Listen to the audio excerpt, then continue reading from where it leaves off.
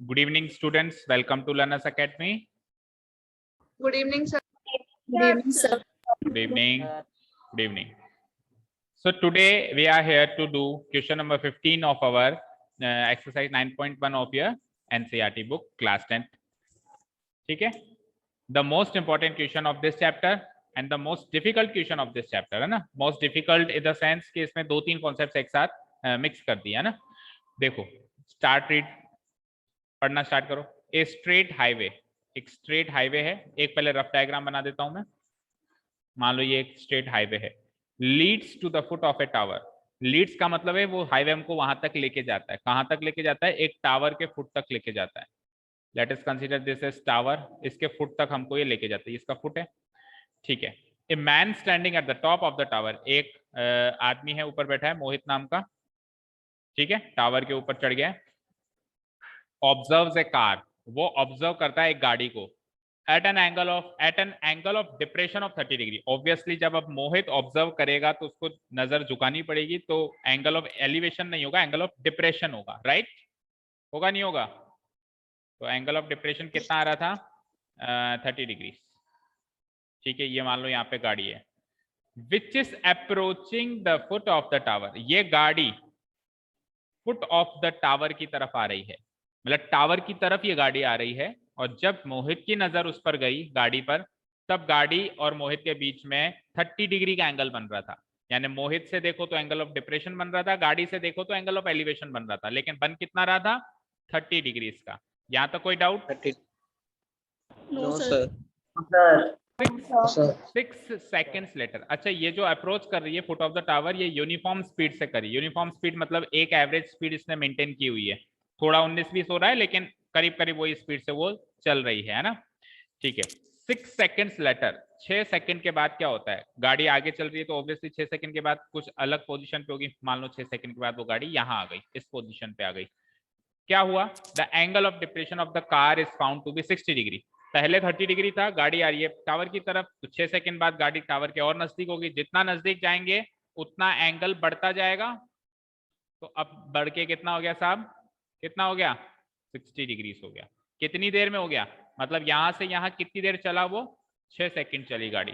तो 6 सेकंड के अंदर ही 30 डिग्री से 60 degree angle of depression change हो गया। यहां तक कोई doubt?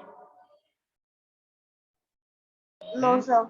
Question is find the time taken by the car to reach the foot of the tower from this point. अब वो जिस पॉइंट पर है, यहां से और आगे जाते time foot of the tower पहुंचने में गाड़ी को कितना टाइम लगेगा? भाई इस पॉइंट से इस पॉइंट तक आने के लिए तो उसको 6 सेकंड्स लगे। अब इस पॉइंट से पूरा कवर करना है, मतलब पूरा फुट ऑफ द टावर। ये मानो उसकी डेस्टिनेशन टावर पे आना ही है, तो टावर पे आने के लिए उस गाड़ी को कितना टाइम और लगेगा? अब कुछ ओवर स्मार्ट स्टूडेंट्स इसको ट्रिक से सॉल्व करने की कोशिश कैसे करते हैं कि सर 6 सेकंड में डिग्री 30 डिग्री बढ़ गई। देखो आप 6 सेकंड में 30 डिग्री से 60 डिग्री हो गया, तो कितने एंगल ऑफ एलिवेशन, डिप्रेशन या एलिवेशन जो भी कहो, कितने डिग्री से बढ़ गया? बोलो। 30 डिग्री। कितनी देर में? 6 सेकंड में। अब और कितना बढ़ाना है? भाई आप पूरा फुट ऑफ द टावर पे आ जाओगे, दैट मींस 90 डिग्री पे आ जाओगे। तो 60 से 90 यानी अब और कितना बढ़ाना है? 40 डिग्री। 40। अच्छा, 60 से 90 में 40 डिग्री की जरूरत है? 30 बोलो। Who answered 40 30 degree? 30 degree. 30। 90 degree है ना वो बिल्कुल स्टैंड जहाँ पे टावर खड़ा है। अभी 60 डिग्री के एंगल ऑफ डिप्रेशन में 60 से 90 यानी 30 और बढ़ाना है। तो 30 बढ़ाने के लिए 6 सेकंड की जरूरत पड़ी, तो 30 और बढ़ाने के लिए 6 सेकंड की और जरूरत पड़ेगी। समझे भाई? 30 से 60 30 डिग्री बढ़ाने के लिए 6 सेकंड की जरूरत पड़ी, तो अब 60 से 90 वापस जाने के लिए ही 6 सेकंड की और जरूरत पड़ेगी, उसी स्पीड से गाड़ी चले, ऐसा उनको लगता है। But this answer is wrong. This answer is wrong, ठीक है। तो इस तरीके से नहीं होगा कि हमने 30 से 60 आ गए, 60 से 90 आ गए। पता है क्यों? अगर हमको ऐसा लग रहा है, एक चीज समझो, अगर हमको ऐसा लग रहा है कि ये टावर है, ये 30 डिग्री वाला पॉइंट है, और मान लो ये 30 डिग्री वाला पॉइंट है और ये 90 डिग्री वाला पॉइंट है, तो हमें ऐसा लगता है कि 30 और 90 तो बीच वाला पॉइंट 60 डिग्री का होगा, ऐसा हमको लगता है। तो अगर ये मिड पॉइंट होता 60 डिग्री वाला, इस पूरी डिस्टेंस का मिड पॉइंट होता, तब तो आपका आंसर 6 सेकंड सही होता, क्योंकि आधा रास्ता तय करने में 6 सेकंड लगे तो आधा रास्ता और तय करने में 6 सेकंड ही लगेंगे। बट आपने कैसे जज कर लिया कि ये मिड पॉइंट है? This is not the mid point. ऐसा एंगल्स में नहीं चलता है कि 30 डिग्री बढ़ा दिया और 30 डिग्री और बढ़ाना है तो 60 डिग्री वाला पॉइंट मिड पॉइंट हो गया। तो हमने वो जजमेंट ही गलत करी कि ये मिड पॉइंट है। हाँ, अगर ये वाकई में मिड पॉइंट होता तब आपका आंसर सही होता कि 6 सेकंड ही लगे मिड तक आने के लिए, 6 सेकंड ही और लगेंगे। But this is not the mid point, the problem is that mid point नहीं है, इसीलिए 6 सेकंड आंसर गलत है। क्लियर है यहाँ तक जो जो चीज मैंने समझाई? ठीक है। Yes, तो sir. इतनी आसानी से सॉल्व नहीं होगा ये क्वेश्चन, इसके लिए हमको स्पीड, डिस्टेंस एंड टाइम के कॉन्सेप्ट्स लगाने पड़ेंगे। ठीक है, तो एक फेयर डायग्राम ड्रॉ करते हैं। डायग्राम आप समझ ही गए होंगे, काफी इजी डायग्राम है। इसमें ट्रायंगल बना दीजिए और 2 पॉइंट्स पे एंगल ऑफ डिप्रेशन हमको लगाना है। टॉप ऑफ द टावर से एंगल ऑफ डिप्रेशन हमको लगाना है 2 पॉइंट्स पे। राइट एंगल ट्रायंगल तैयार है मेरा, तो बना लिया आप लोगों ने भी?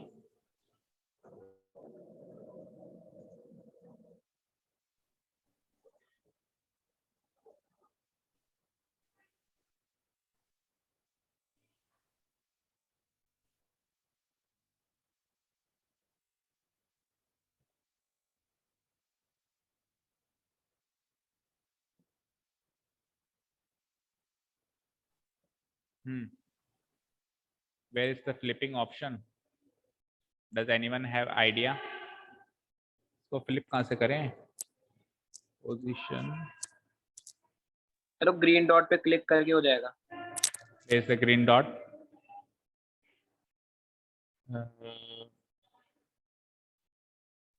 सर ट्रायंगल के ऊपर है ना। ओके, यहाँ से, अच्छा यहीं से फ्लिप करना चाह रहे हो? ऐसे ना, ऐसे तो नहीं हो रहा है, ऐसे तो नहीं होगा। फ्लिप 180 डिग्री पे फ्लिप करना है मुझे हॉरिजॉन्टली, क्योंकि वहां से अच्छी सी अंडरस्टैंडिंग होगी। यहाँ पे ऑप्शन आता तो है, ये क्या है? अलाइन लेफ्ट, नो, ये रहा फ्लिप हॉरिजॉन्टली, फाइन। ठीक है, और एक दूसरा पॉइंट भी हमको बनाना पड़ेगा लाइक दिस। ठीक है ना? ये थोड़ा सा छोटा कर देते हैं अपन।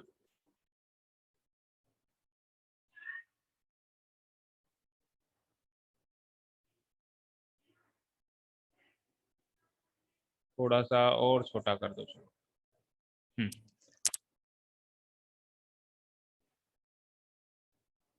ठीक है, बन गया ऐसा फिगर सभी का? रेडी है? No, sir. Let us mark the points. I don't like no sir, I like only yes sir. So say yes sir, always say yes sir. We are ready. Yes, sir. Okay, A, B, C. This is 90 degrees.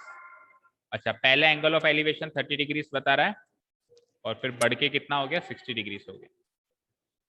ठीक है, अच्छा इस point से इस point पे आने में उसको कितना टाइम लगा? यहां से यहां आने में उसको कितना टाइम लगा था? 6 सेकंड।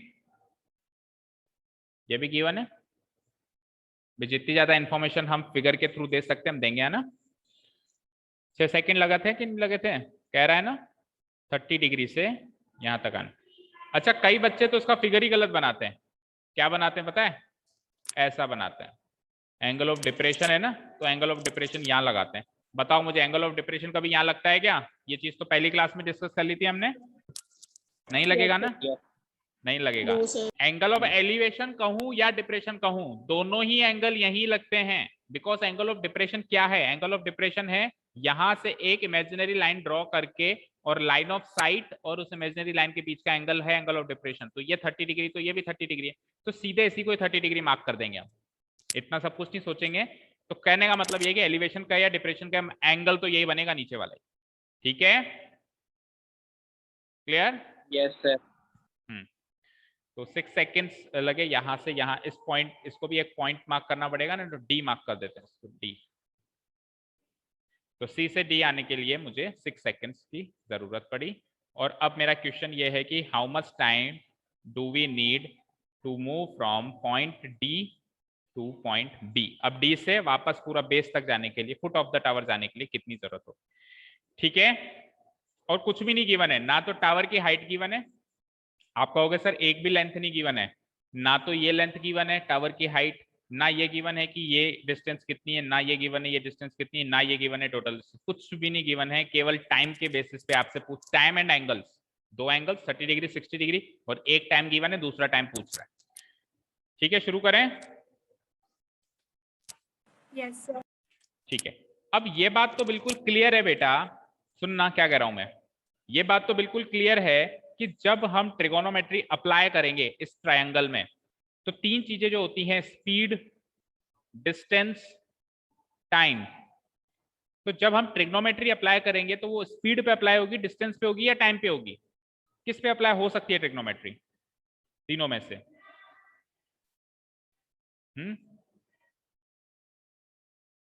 डिस्टेंस पे। डिस्टेंस पे ऑब्वियसली। अगर मैंने सपोज करो 1030 निकाला, एक ऐसे एग्जांपल ले लो, 1030 निकाला, ऑपोजिट साइड यानी ए बी और एडजेसेंट साइड यानी बी सी, तो ये ए बी जो है ये ए बी डिस्टेंस है, या जो ये ए बी है ये ए बी टाइम है, या ए बी जो है वो ए बी स्पीड है? ए बी क्या है? ए बी लेंथ है ना, तो लेंथ को डिस्टेंस ही तो कहोगे। समझ में आई बात? तो ट्रिगोनोमेट्री अप्लाई करने के लिए तो हर चीज डिस्टेंस में कन्वर्ट करनी पड़ेगी कि नहीं करनी पड़ेगी? भाई आप ऐसे लिख सकते हो क्या 1030 बराबर 6 सेकंड बाय 3 सेकंड, ऐसे थोड़ा ना लिख सकते हो। जो ट्रिग्नोमेट्रिक रेशियोज होते हैं वो some length divided by some length होते हैं, ना कि some speed divided by some speed, और ना कि some time divided by some time, और ना कि कोई स्पीड डिवाइडेड बाय टाइम। वो क्या होते हैं? कोई लेंथ डिवाइडेड बाय दूसरी लेंथ। तो यानी कि everything has to be converted into distance. सबको डिस्टेंस वाले पैरामीटर में चेंज करना पड़ेगा हमको, ये चीज क्लियर है सबको?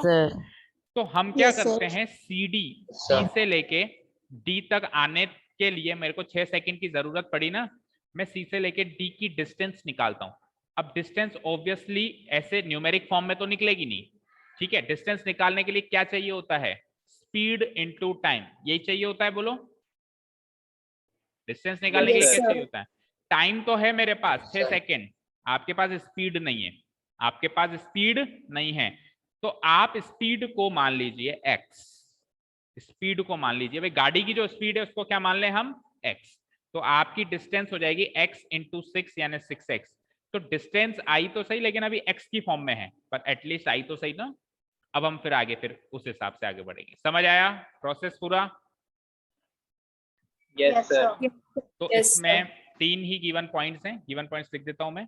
एंगल ऑफ डिप्रेशन, पहले दो गिवन पॉइंट्स तो हम लिख देंगे एंगल्स वाले। Here angle of depression, screen clearly visible है ना आप लोगों को? Yes sir. Angle of depression from the top of the tower,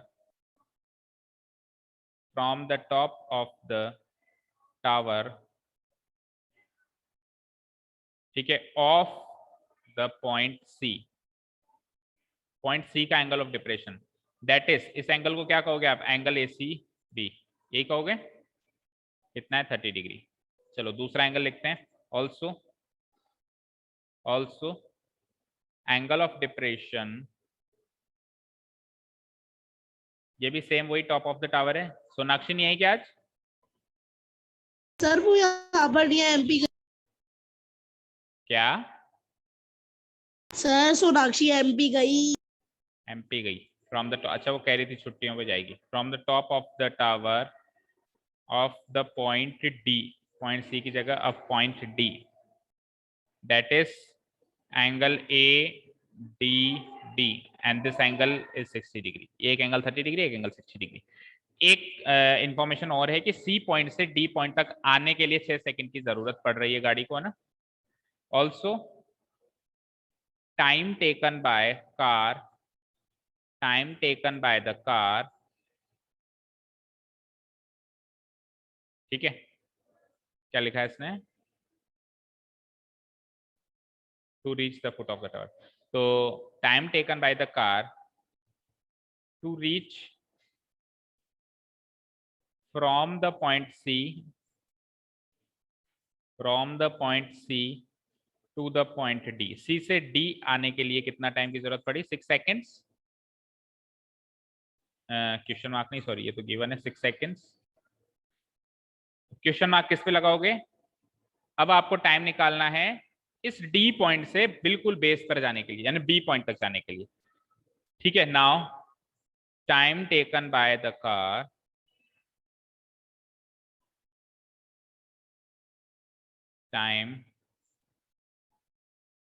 taken by the car to reach from the point D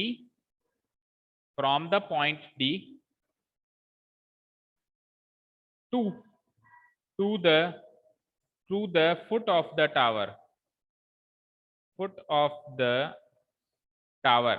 that is foot of the tower क्या है? Point B है, यानी कि फ्रॉम द पॉइंट तो डाला नहीं, D, from the point D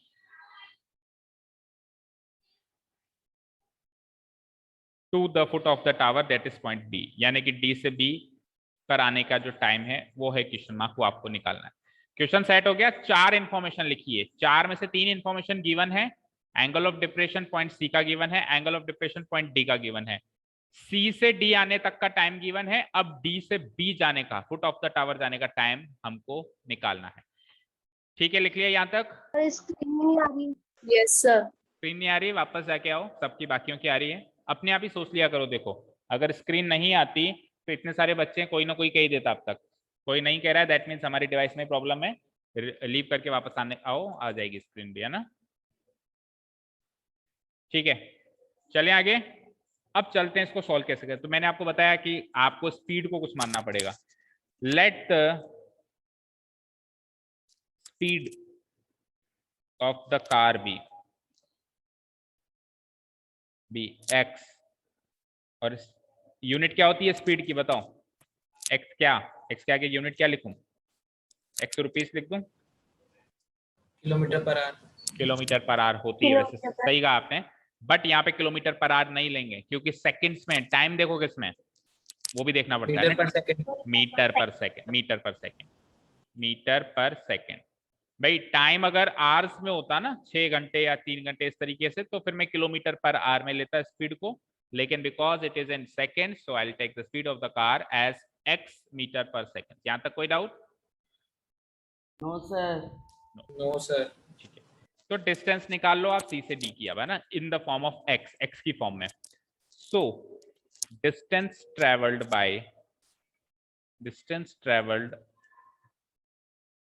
by the car to reach the point D from the point C से D आने में कितना डिस्टेंस ट्रेवल किया गाड़ी ने?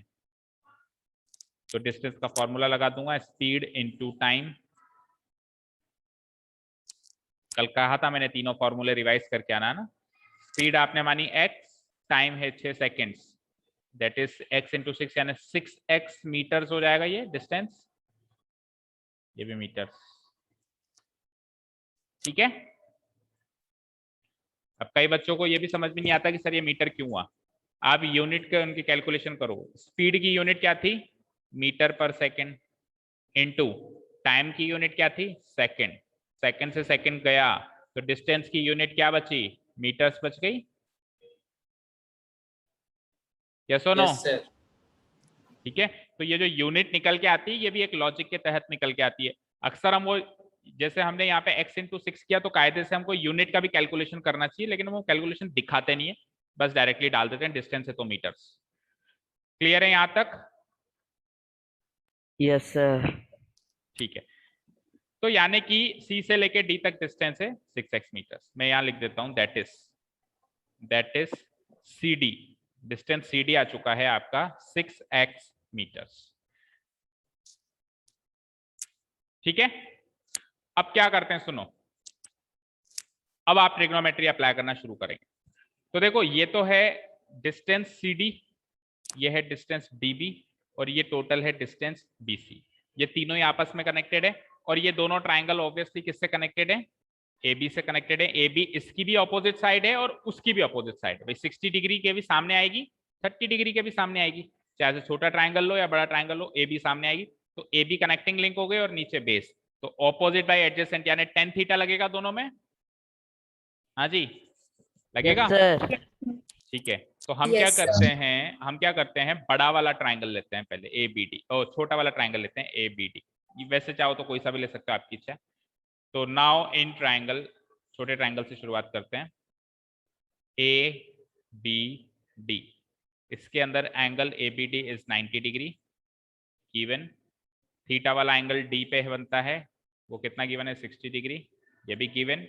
और कुछ भी गिवन नहीं है ना, और कुछ भी गिवन नहीं है, but then also we will try to find, हम फिर भी क्या निकालने की कोशिश करेंगे, बी डी, मतलब बेस है जो उसका, ये बेस है ना बी डी, ये हम निकालने की कोशिश करेंगे। देखते हैं किस फॉर्म में आता है। तो बी डी के आगे क्वेश्चन मार्क लगा दो। सो 10, बोलो कौन से वर्टेक्स पे लगेगा 10, बोलो। ट्राइंगल एबीडी में से ए पे लगेगा, बी पे लगेगा या डी पे लगेगा, डी पे लगेगा, क्योंकि 60 डिग्री पे ही तो लगाओगे। और ये कौन से वर्टेक्स पे आ रहा है, डी पे आ रहा है। तो tan d equal to what is the formula, opposite side divide by adjacent side, यही है। Opposite side is A B and adjacent side क्या है बेटा, बी डी। ठीक है, तो tan d, डी की भी वैल्यू है ना हमारे पास 60 डिग्री कि नहीं है, यस सर। तो I will write it as tan 60 degrees equal to, अब ना तो मेरे पास ए बी है ना ही मेरे पास बी डी है, कोई बात नहीं। tan 60 की वैल्यू लिख दो एक बार, √3, नीचे कुछ भी नहीं तो 1 लिख देता हूँ, √3/1 हो गया, equal to A B divide by B D. बोलो यहाँ तक कोई डाउट,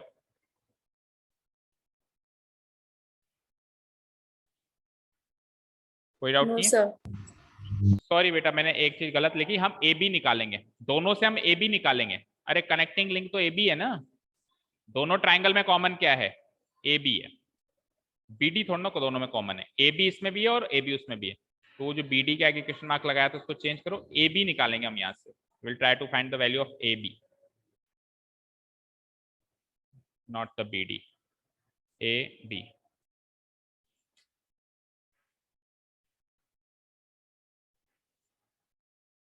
ए बी, ठीक है, तो क्रॉस मल्टीप्लाई करके ए बी निकालो, A B into 1 will give me B D into √3। तो आप लिख सकते हो ए बी की value B D √3, right, equation number 1। ऐसे इक्वेशन नंबर 2 से भी ए बी की वैल्यू निकालो। इक्वेशन नंबर 2 यानी कि बड़ा वाला ट्राइंगल, अगेन इन ट्राइंगल, अब बड़ा वाला ट्राइंगल का नाम क्या है, एबीसी है ना, इसके अंदर एंगल एबीसी 90 डिग्री है और एंगल एसीबी जो थीटा वाला एंगल है वो 30 डिग्री है। उसके अलावा वापस मैं इसमें क्या निकालने वाला हूँ, निकालने की कोशिश करने वाला हूँ, ए बी निकालने वाला हूँ। तो अब के बाद एंगल सी पे लगाओगे आप 10, बिकॉज सी पे बन रहा है ये 30 डिग्री, ठीक है ना। तो so tan c, again the same formula, opposite side divided by adjacent side, opposite side is A B and adjacent side. बोलो बड़े वाले ट्राइंगल में एडजेसेंट साइड कौन सी है, इस बड़े ट्राइंगल में एडजेसेंट साइड BC है ना, इसको तो भूल जाओ, ये तो है ही नहीं, ऐसे मानो ना। तो पूरी ये BC होगी एडजेसेंट साइड, 30 डिग्री के सामने वाली ऑपोजिट, और पूरी नीचे वाली एडजेसेंट साइड हो जाएगी BC। तो BC लिख दो उसको, BC, ठीक है। दैट इज C की वैल्यू क्या है, 30 डिग्री। अच्छा ए बी तो आपको निकालना है, BC को मैं BD प्लस ना BC है ना, BD प्लस CD लिख सकता हूँ, राइट है ना, BD प्लस CD लिख सकता हूँ क्या, जो नीचे वाले तो सब ऊपर निकाल लिया ना, ए बी ऊपर से निकाल लिया, इधर से फिर निकालो और फिर दोनों को इक्वेट करो फ्रॉम इक्वेशन 1 and 2। जो कनेक्टिंग लिंक है वो निकालो दोनों ट्राइंगल से, फिर दोनों को इक्वेट कर दो, समझे। Yes sir. तो ए बी को तो ए बी रहने दो, इसको तो छेड़ना ही नहीं है वैसे भी, क्योंकि ये तो निकाल रहे हो आप। BC को हमने एक चीज देखी यार, BC पूरी थी, B नहीं, B यहाँ था, B C और बीच में DB तो था, तो BC को मैं ब्रेक करके क्या लिख सकता हूँ, BD प्लस CD, यस और नो? Yes, sir. ठीक है, चलो और इसको और मॉडिफाई कर दो, तो AB बराबर BD की तो कोई वैल्यू नहीं है, लेकिन CD की वैल्यू मौजूद है 6x। CD की तो वैल्यू थी, C से लेके D तक आने में कितनी डिस्टेंस हो गई थी उसकी, 6x हो गई थी। ठीक है, समझ आया? चेक कर लो, चाहे से ऊपर दिखाऊं आपको, CD की वैल्यू 6x हमने लिखी थी, ये ले दिखी कि नहीं दिखी? ठीक है,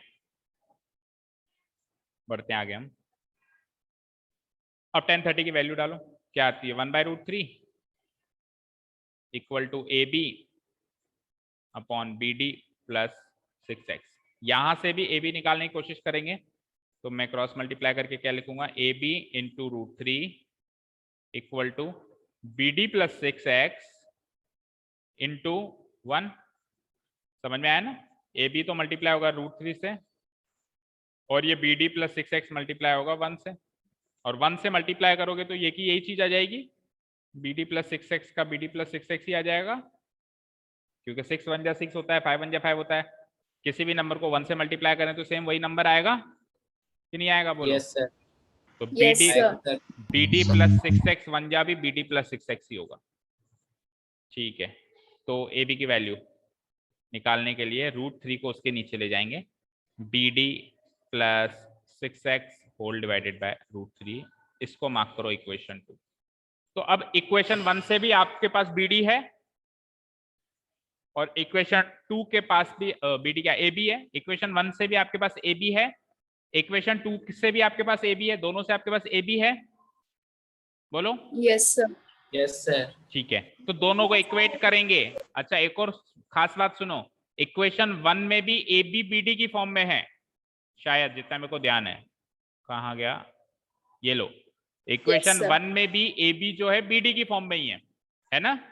एंड इक्वेशन 2 में भी वो BD की फॉर्म में ही है, तो BD की वैल्यू यहां से फाइंड आउट हो जाएगी।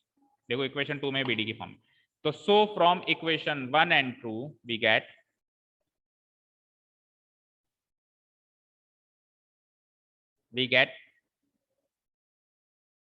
आप ये देखो, इक्वेशन 1 एंड इक्वेशन 2 दोनों के LHS सेम है।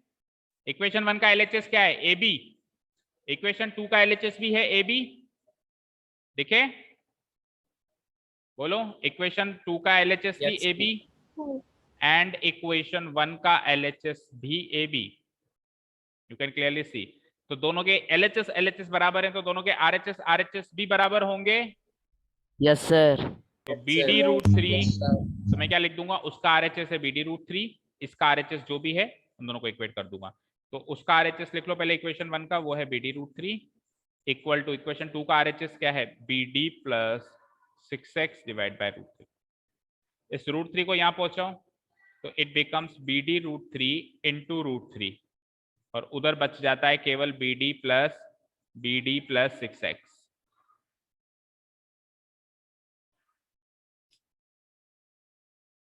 BD प्लस 6x, ठीक है।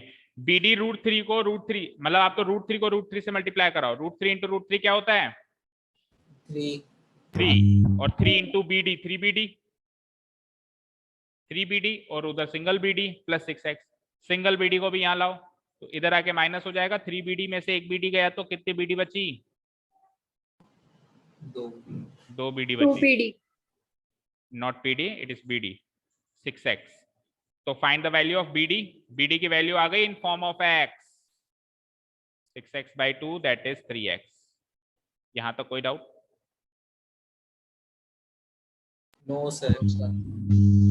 कोई डाउट नहीं यहां तक?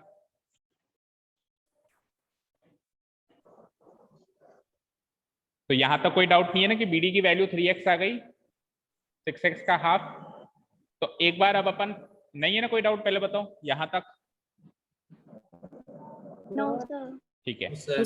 तो एक बार अब फिगर की तरफ चलते हैं वापस, क्या क्या मिला, क्या क्या आ चुका है, क्या क्या बचा है, देखते हैं एक बार। तो देखो, C से लेके D तक जो डिस्टेंस तय करनी थी वो थी 6x, और D से लेके B तक डिस्टेंस कितनी आई मेरी अभी अभी 3x आई है। कितनी आई है 3x। अब आप खुद सोचो बेटा कि यहां से लेके यहां तक 6x की डिस्टेंस है और यहां से लेके यहां तक 3x की डिस्टेंस है, तो ये D मिड पॉइंट में तो होने से रहा, मिड पॉइंट थोड़ी ना होगा ये फिर, नहीं तो मिड पॉइंट होता तो इधर की डिस्टेंस बराबर आती। हाँ, अब डिस्टेंस पता करने के बाद आप थोड़ा स्मार्टली कर सकते हैं चाहो तो, ठीक है ना। कैसे कि 6x चलने के लिए सोचो जरा, 6x चलने के लिए 6 सेकंड लगे तो 3x बचा हुआ डिस्टेंस 3x ही तो है, चलने के लिए कितने सेकंड और लगेंगे उसी स्पीड से चले तो 3 second is our final answer. लेकिन डिस्क्रिप्टिव पेपर में तो ये चीज भी इतनी डायरेक्ट नहीं लिख सकते। हाँ, ऑब्जेक्टिव पेपर में आप इतना करने के बाद 3 सेकंड डायरेक्ट आंसर लगा सकते हो, क्योंकि डिस्टेंस में कन्वर्ट कर लिया हमने सब कुछ। पहले टाइम में कन्वर्टेड था, टाइम से कुछ पता नहीं चल रहा था, अब हमने दोनों को CD एंड DB दोनों को डिस्टेंस में कन्वर्ट कर लिया। CD 6 seconds, BD is 3 seconds, यानी कि ये इसका दुगना है, तो दुगना है तो टाइम भी दुगना ही लगेगा, और वो उसका आधा है तो उसको टाइम भी आधा ही लगेगा वो डिस्टेंस कवर करने के लिए। समझ गए? तो आंसर तो 3 सेकेंड है, आंसर तो 3 सेकेंड है वो पता है, लेकिन अब इसको डिस्क्रिप्टिव पेपर में इतना डायरेक्ट नहीं कर सकते ना। चलो देखते हैं हम। तो BD डिस्टेंस आ गई मेरी 3x। अब नाउ फॉर डिस्टेंस BD, केवल डिस्टेंस BD की बात कर रहा हूं मैं। For distance BD which is equal to 3x metres लिख देता हूं मैं, क्योंकि 6x मीटर्स ही लिखा था उसको भी मैंने। डिस्टेंस BD अगर 3x मीटर्स है तो मुझे बताओ स्पीड कितनी है। स्पीड ऑफ कार यूनिफॉर्म थी, उसने क्या कहा था, यूनिफॉर्म मतलब सेम ही रहेगी। तो पहले वाली CD डिस्टेंस के लिए जो स्पीड रखी थी वही स्पीड BD के लिए भी रखनी पड़ेगी, यस और नो? बोलो। Yes sir. तो आप मुझे बताओ CD के लिए क्या स्पीड रखी थी हमने, डिस्टेंस CD के लिए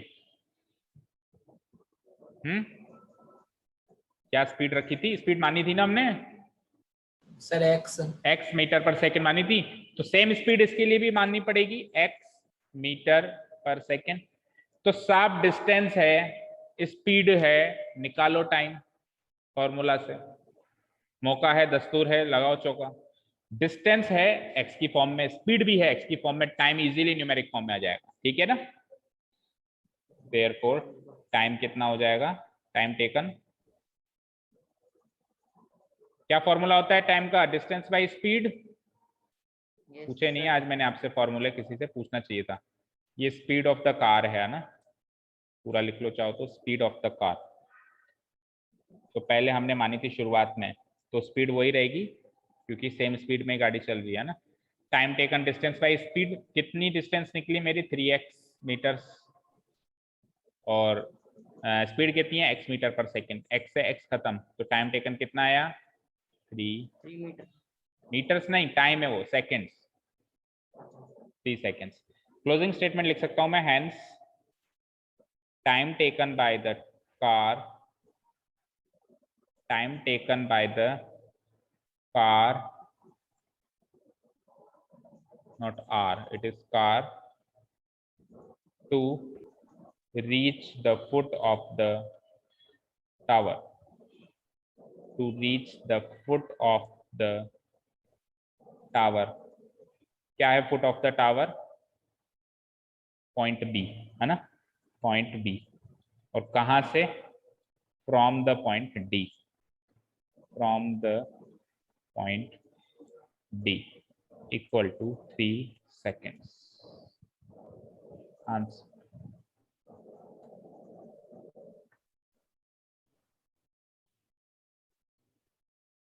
इस तरीके से क्वेश्चन सॉल्व।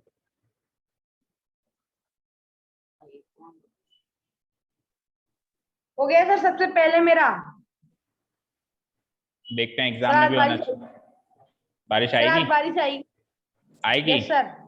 अच्छा, मौसम विभाग वालों से सेटिंग है क्या अपनी? आप ही तो बोले थे जिस दिन सबसे पहले हो जाएगा उस दिन बनी में बारिश आएगी। अच्छा, आज पहले आज आ जाएगी। तो आज तो वैसे भी आएगी, देखना। नहीं सर, इसका पहले हो गया ना, आज तो बाढ़ ही आएगी। एक्चुअली आज बारिश आएगी ना, इसलिए ये पहले कर रहा है, उल्टा सोचो लॉजिक को। इसको नहाने भी तो जाना होगा, नहाता कहाँ है, तो बारिश बारिश ही तो नहाता है केवल, वैसे ही नहीं नहाता, केवल बारिश बारिश में ही नहाता है। सर अब बारिश बारिश में पहाड़ के पीछे जाने लग गया। हाँ, जिस दिन बारिश आती है उस दिन पहाड़ के पीछे जाता है, अच्छे से नहा के आता है, फिर 1-2 महीने की गई, है ना?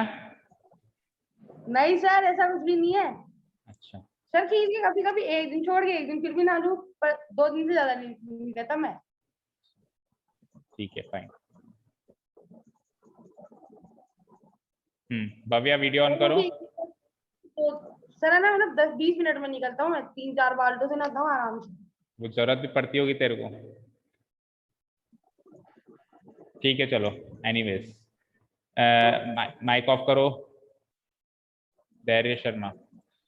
तो ये हो गया हमारा क्वेश्चन। कोई डाउट नहीं है इस क्वेश्चन में किसी को भी? No sir. No sir. Okay, तो करता हूं मैं इसको तो delete. And now the doubt session शुरू करते हैं हमारा।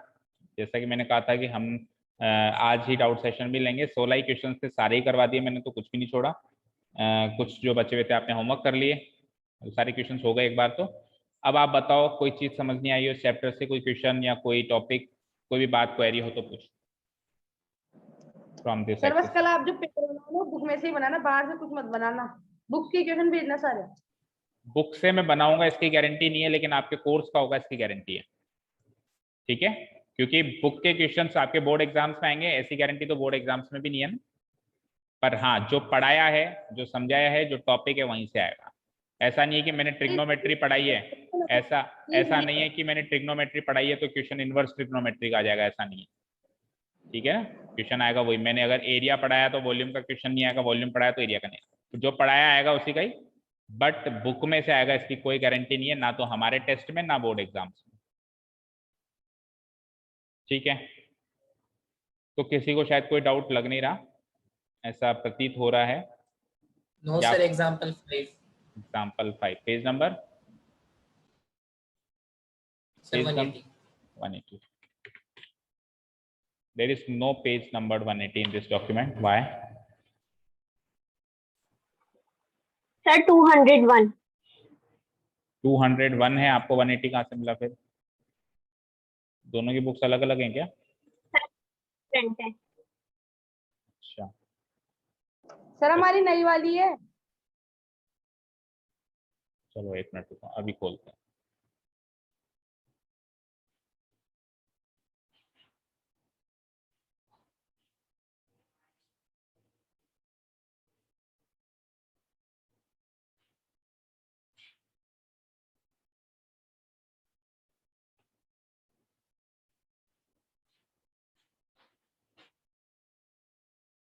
हो गया, चलो देखो,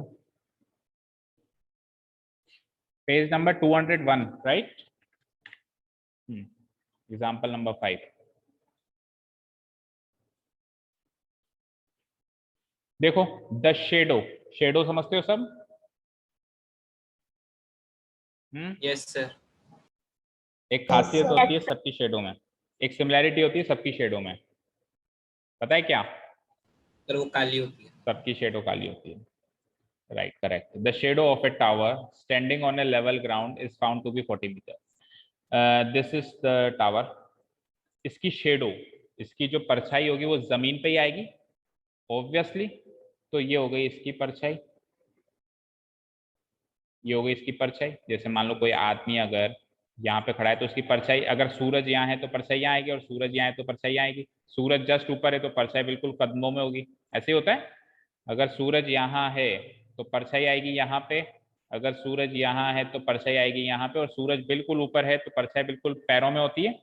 तीनों पोजीशंस एक्सपीरियंस करी होंगी आपने कभी ना कभी at some point of time in your life, है ना? ये चीजें देखी होंगी कई बार। ठीक है, तो ये क्या कह रहा है? The shadow of a tower, ये टावर है साहब, standing on a level ground is found to be 40 metre long. तो एक टावर की जो शेडो है वो 40 मीटर लंबी है, लॉन्गर। अच्छा, लॉन्गर 40 मिनट लंबी हो जाती है, ओरिजिनल से 40 मीटर लंबी हो जाती है। ओरिजिनल तो यही है, ओरिजिनल तो BC है, लेकिन इससे भी ये 40 मीटर और लंबी हो गई, यानी अब हो गई ये BD, डी के बराबर हो गई। मतलब इतनी तो पहले ही थी, 40 और बढ़ गई। कब बढ़ी? when the sun's altitude is 30 degree then when it is 60 degree। जब 30 डिग्री से 60 डिग्री अल्टीट्यूड चेंज हुआ, नहीं उल्टा कह दिया, when the sun's altitude is 30 degree, then when it is 60 degree. जब 60 डिग्री पहले था और यहां से 30 डिग्री हुआ तो शेडो पहले से 40 मीटर लंबी हो गई। कैसे? मान लो अभी मेरा सूरज है यहाँ पे, ठीक है,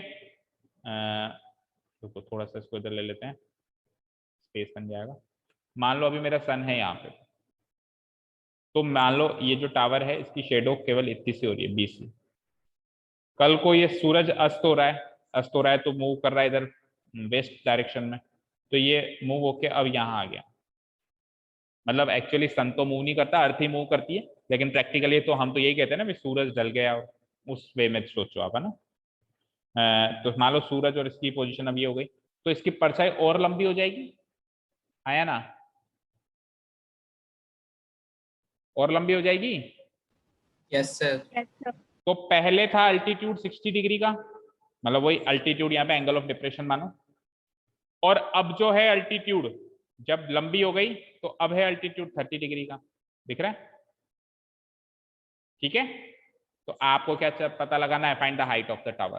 तो आपको हाइट ऑफ द टावर पता लगाना है। कुल मिला के ट्राइंगुलर फॉर्म में अगर हम सारी प्रैक्टिकल बातों को छोड़ दें और केवल ज्योमेट्री में आ जाए, मैथमेटिक्स में आ जाए, तो ये क्वेश्चन ऐसा है कि एक ट्राइंगल है ABC जिसमें BC नहीं पता लेकिन CD पता है, मतलब ABD बड़े ट्राइंगल में इतना पार्ट तो नहीं पता, इतना पार्ट पता है, यानी कि पहले शेडो कितनी थी वो नहीं पता, लेकिन लंबी 40 मीटर हुई है वो पता है, जैसे ही वो 60 डिग्री से 30 degree angle of depression change हुआ है। तो क्या करेंगे, इसको x मान लेते हैं। मोहित देखो इन्होंने भी x माना है ना, x मान लेते हैं इसको, बोलो। Yes, sir. ठीक है, इसको x मान के AB की वैल्यू निकालो।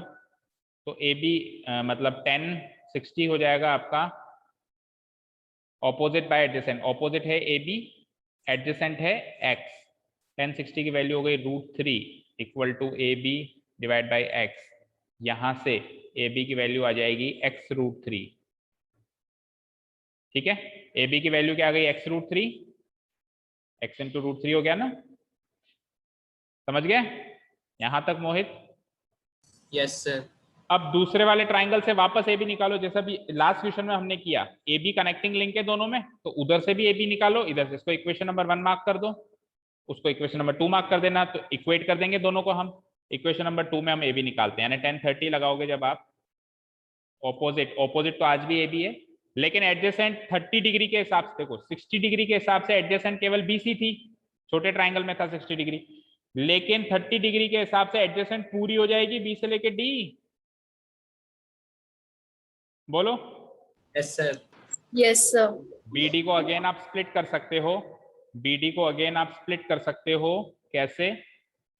DC plus BC, right, DC plus BC, भाई DC प्लस BC कर सकते हो ना, which again can be written as AB equal to, DC तो 40 है गिवन है बुक में ही, और BC को मैंने x माना था, तो ये 40 प्लस x हो गया।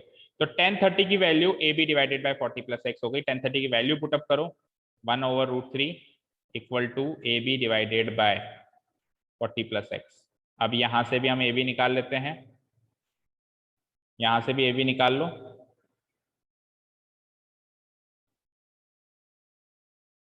हाँ निकालो। तो AB इंटू √3 यानी कि AB इंटू √3 हो गया, क्रॉस मल्टीप्लाई करते, और ये 1 से मल्टीप्लाई होके तो 1 ही बन जाएगा, तो 40 प्लस x ही हो जाएगा। तो AB की वैल्यू यहाँ से आ जाती है 40 प्लस x बाई √3, राइट। इसको मान लीजिए साहब इक्वेशन 2। अब इक्वेशन 1 में भी AB की वैल्यू है, इक्वेशन 2 में भी AB की वैल्यू है ना, देखा आपने? Yes sir. इक्वेशन 1 में AB की वैल्यू क्या है बोलो, x √3, और इक्वेशन 2 में AB की वैल्यू क्या है ये। तो जब AB से AB बराबर है तो RHS से RHS भी बराबर होगा, फ्रॉम इक्वेशन 1 एंड 2 कंपैरिजन करेंगे तो। Yes sir. तो ये क्या हो जाएगा, √3 बराबर √3 x √3 बराबर, वहां x √3 है, बराबर 40 प्लस x बाय √3। वही सेम टू सेम सारा प्रोसेस सेम हो रहा है मोहित इसमें, तो √3 इंटू √3 3x, जैसा भी हुआ था इस क्वेश्चन में, 40 प्लस x उधर गया तो 2x बचा 40। हाँ जी सर, x की वैल्यू हो गई 40/2 यानी कि 20, ठीक है। तो x की वैल्यू 20 आ गई साहब। अब इस x की वैल्यू 20 को चाहो तो उधर पुटअप कर दो और चाहो तो इधर पुटअप कर दो, दोनों से ही AB की वैल्यू आ जाएगी और AB तो है हाइट ऑफ द टावर,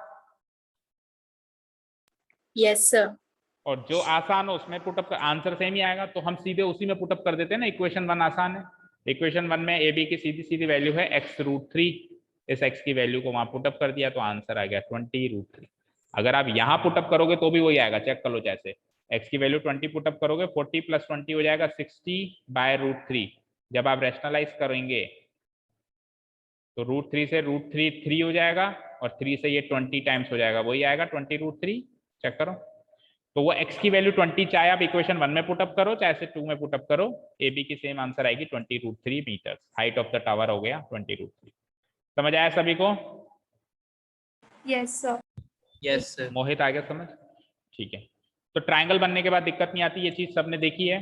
बस कोशिश करो लैंग्वेज समझ के अच्छे से ट्रायंगल्स हम बना लें, और कुछ हिंट्स आपको साथ में लेके चलना ही है कि जितना एंगल टावर के या बिल्डिंग के पास होगा एंगल बड़ा होगा, जितना दूर होगा छोटा होगा। ये बहुत इंपॉर्टेंट हिंट्स हैं जो हमको एग्जाम में डिसाइड करवाते हैं। कई बार हम अगर उल्टा कर देते हैं 60 इधर 30 इधर, तो आंसर्स नेगेटिव भी आते हैं। Height of the tower negative आ रही है, आएगी भी आएगी। जब आपने प्रकृति के नियम को उल्टा कर दिया तो अब हाइट भी जमीन में ही जाएगी, नेगेटिव आएगी। आएगी नहीं आएगी सोचो, ठीक है ना? Yes, sir. तो ये कुछ हिंट्स भी लेते हुए चल रहे हैं। हाँ जी, एनी अदर डाउट और क्वेरी और some other type of question you want to ask? Example 6. Example 6, the next one. हाँ देखो ये, the angles of depression of the top and the bottom of an 8 meter tall building. देखो angle of depression है, यानी किसी point से नीचे उतर रहे हो। कहाँ उतर रहे हो साहब? एक बार तो टॉप पर जा रहे हो, एक बार बॉटम पर जा रहे हो, एक ही बिल्डिंग के। तो ऑब्वियसली बिल्डिंग तो है AB। देखो बिल्डिंग तो है AB, एक बार उस पॉइंट से बिल्डिंग के टॉप पे उतरे और एक बार उसी बिल्डिंग के बॉटम पे उतरे। समझ आया? ठीक है, और टॉप पर और बॉटम पर जो एंगल ऑफ डिप्रेशन बने वो क्या बने? 30 डिग्री और 45 डिग्री। अब इन्होंने क्या करा है, नीचे मार्क नहीं करा है, वो ऊपर मार्क किया, एंगल ऑफ डिप्रेशन की फॉर्म में मार्क किया है। तो जो बॉटम जो टॉप पे उतर रहे हैं वो तो है 30 डिग्री और जो बॉटम पे उतर रहे हैं वो 45 डिग्री। हम इस फिगर को ऐसे भी बना सकते हैं कि हम ये एंगल्स ऊपर ना मार्क करके, हमको यहाँ समझ नहीं आते, तो हम बॉटम टॉप पे जो एंगल ऑफ डिप्रेशन 30 डिग्री बन रहा था हम उसको एंगल ऑफ एलिवेशन की फॉर्म में लिख लें, क्योंकि होते तो दोनों बराबर ही हैं। और बॉटम पे जो 45 डिग्री एंगल ऑफ डिप्रेशन बन रहा था वो हम एंगल ऑफ एलिवेशन की फॉर्म में ही 45 डिग्री। अब इस क्वेश्चन को करोगे तो ज्यादा आसान लगेगा ये। ठीक है, समझ आया? डिप्रेशन वाली फॉर्म बनाया ही मत करो, सीधे डिप्रेशन से एलिवेशन वाली फॉर्म ही बनाया करो, क्योंकि बराबर ही होंगे। ऊपर से जितना नीचे देखना है, नीचे से उतना ही ऊपर देखना है, तो क्यों ना हम एलिवेशन ही ले लें। अब क्या है, ये 8 मीटर है AB, ठीक है। Find the height of the multi storeyed building. अच्छा, ये मल्टी स्टोरीड बिल्डिंग है पूरी, P से लेके C, जिसके टॉप पे हम P पर हम बैठे थे। और distance between the two buildings, अच्छा इन दोनों बिल्डिंग्स के बीच की डिस्टेंस भी चाहिए, यानी एक तो हमको चाहिए AC, एक हमको चाहिए PC। समझ आया? एक तो चाहिए बेस AC, एक चाहिए PC। ठीक है, अब मुझे बताओ, Yes. अगर ये 8 है तो ये DC भी 8 होगा, रेक्टेंगल ही तो बन रही है। बोलो, कॉमन सेंस से कह सकते हैं ना, बोलो। Yes. तो ये भी 8 मीटर्स मार्क कर लेता हूं मैं। अब क्या करें, अब ऊपर वाले को मान लीजिए x, और तो कोई चारा ही नहीं है। ऊपर वाले को मान लिया x, और ऊपर वाले ट्राइंगल में अगर मैं 1030 लगा दूं तो 1030 क्या होगा? Opposite by adjacent. ऑपोजिट है PD मतलब x, और एडजेसेंट है BD। 1030 की वैल्यू क्या होती है? 1/√3 equal to x by BD। तो यहां से BD की वैल्यू क्या आ जाएगी बोलो? यहां से ऊपर सॉल्व कर देता हूं मैं।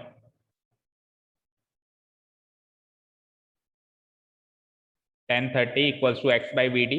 1030 की वैल्यू हो गई 1/√3। तो BD की वैल्यू क्यों निकाल रहा हूं? देखो, अब ध्यान से देखो, इस बार कनेक्टिंग लिंक बेस है, ऑपोजिट साइड नहीं है। ये जो बेस है ना BD, this is the connecting link ना। ये क्यों है? हाँ यही है, बिल्कुल यही है, क्योंकि इस ट्राइंगल का बेस है BD और उस ट्राइंगल का बेस है AC, और ये दोनों बराबर है या नहीं है? सोचो, ऊपर वाले ट्राइंगल का बेस एडजेसेंट साइड क्या है? BD, और नीचे वाले ट्राइंगल में एडजेसेंट साइड क्या है? AC। और AC और BD according to the figure, क्योंकि वो रेक्टेंगल बन रहा है, तो बराबर होंगे ऑपोजिट साइड्स। Yes, sir. ठीक है, तो मैं यहां से निकालने वाला हूं BD और अगले ट्रायंगल से निकालूंगा AC और दोनों को कर दूंगा इक्वेट। तो यहां से BD निकालो भैया जल्दी से।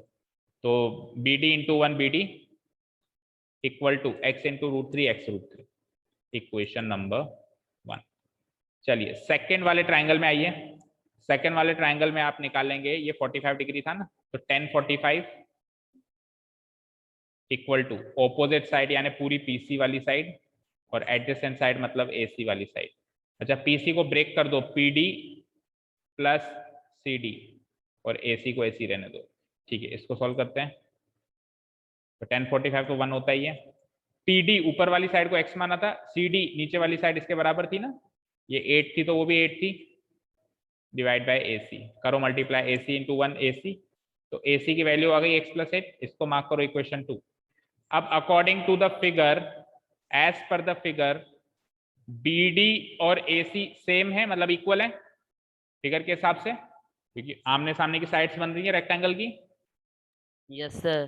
तो अगर BD और AC इक्वल हैं, LHS इक्वल हैं, तो इक्वेशन 1 एंड 2 को कंपेयर करके कह सकते हैं ना कि RHS भी RHS के इक्वल होगा। Yes, sir. कह सकते हैं बिल्कुल। तो हम क्या कह देंगे, उसका RHS क्या है x √3, इसका RHS क्या है x प्लस 8। x वाले टर्म्स को एक साइड लेके आओ, तो x √3 इधर आके ये माइनस x हो जाएगा, उधर 8 बच गया, x कॉमन ले लिया, तो √3 माइनस 1 इक्वल टू 8 बच गया, तो x की वैल्यू हो गई 8 डिवाइडेड बाय √3 माइनस 1। ऑब्वियसली मैं रैशनलाइज भी करूंगा, तो रैशनलाइज करोगे तो कॉन्जुगेट से मल्टीप्लाई करोगे, तो √3 प्लस 1 से मल्टीप्लाई करना पड़ेगा दोनों साइड्स, मतलब दोनों ऊपर नीचे न्यूमरेटर डिनोमिनेटर। तो बोलो a minus B into A plus B, A square minus B square हो जाएगा। Yes, sir. √3 का स्क्वायर 3 माइनस बी स्क्वायर 1 का स्क्वायर 1, और ऊपर एज इट इज लिख दो 8 इंटू √3 प्लस 1। अच्छा जी, 3 माइनस 1 2 होता है, तो 8 इंटू √3 प्लस 1 डिवाइड बाई 2, 2 से 1 टाइम 2 से 4 टाइम कट गया, final answer is 4 into √3 plus 1। But wait, this is not the final answer, ये तो x की वैल्यू है, हमको हाइट ऑफ द टावर चाहिए थी। हाइट ऑफ द टावर ये थी बेटा PC थी हाइट ऑफ द टावर। तो PC height of the tower निकालने के लिए क्या करना पड़ेगा, PD प्लस CD। PD क्या था x, CD क्या था 8, x की वैल्यू निकल चुकी है साहब 4 इंटू √3 प्लस 1 और प्लस 8 और करो मल्टीप्लाई कर दो, 4 √3 प्लस 4 1 जा 4 प्लस 8, 4 प्लस 8 12 हो गया, तो इट बिकम्स 4 √3 प्लस 12। ये तो आ गई हाइट ऑफ द टावर। लेकिन अब बेस AC की वैल्यू भी पूछी थी उन्होंने, जो बेस है दोनों बिल्डिंग्स के बीच का डिस्टेंस है, तो AC कैसे निकालोगे, AC की वैल्यू है ना आपके पास x प्लस 8, x की वैल्यू आ चुकी है, पुटअप करो, तो सेम ही आ रही है शायद, है ना, वही आएगी, x की वैल्यू पुटअप करोगे, ये भी x प्लस 8 ही तो आ रहा है, देखो हाइट ऑफ द टावर भी x प्लस 8 आ रहा है और उनके बीच की डिस्टेंस भी x प्लस 8 आ रही है। तो यानी कि अगर height of the tower 4 √3 plus 12 आएगा, तो ये भी इतना ही आएगा 4 √3 प्लस 12। पीछे तो क्या, इसी क्वेश्चन में आंसर मैच करो, दोनों का आंसर यही इसी फॉर्म में है, 4 √3 प्लस 12 और 4 √3 प्लस 12। ज्यादा से ज्यादा 4 को कॉमन ले लिया होगा और कुछ नहीं हो सकता इसके आगे। देखो क्या आंसर है,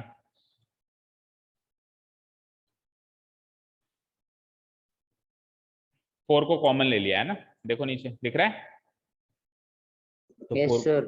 4 को कॉमन अगर मैं ले लूं तो यहाँ से बचता है √3 और 12 में से 4 को कॉमन लिया तो 4 3 12, 4 इंटू √3 प्लस 3, यही हाइट ऑफ द टावर होगी और यही डिस्टेंस बिटवीन टू बिल्डिंग्स होगी। समझ आया, अच्छा क्वेश्चन था वैसे ये, not the most difficult one, पर यह है कि अच्छे लेवल का था, एवरेज क्वेश्चन तो था एटलीस्ट। ठीक है, करते हैं डिलीट।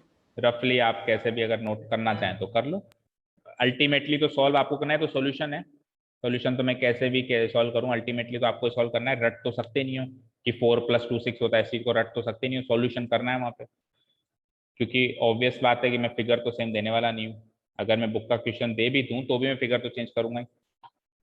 ठीक है, देखो, so the height of the multi storeyed building भी यही आ गई और डिस्टेंस बिटवीन टू बिल्डिंग्स भी आ गई। पता है क्यों, क्योंकि 45 डिग्री का एंगल बन रहा था, और आपको कई बार समझा दिया, एक बार फिर से सुन लो, जब 45 डिग्री का एंगल बनता है तो ऑपोजिट साइड और एडजेसेंट साइड बराबर होती हैं। Yes sir. तो यही sir. ये हाइट ऑफ द बिल्डिंग भी वही आंसर दे रही है और distance between these two buildings भी वही सेम आंसर दे रही है। ठीक है साम, एनी अदर डाउट?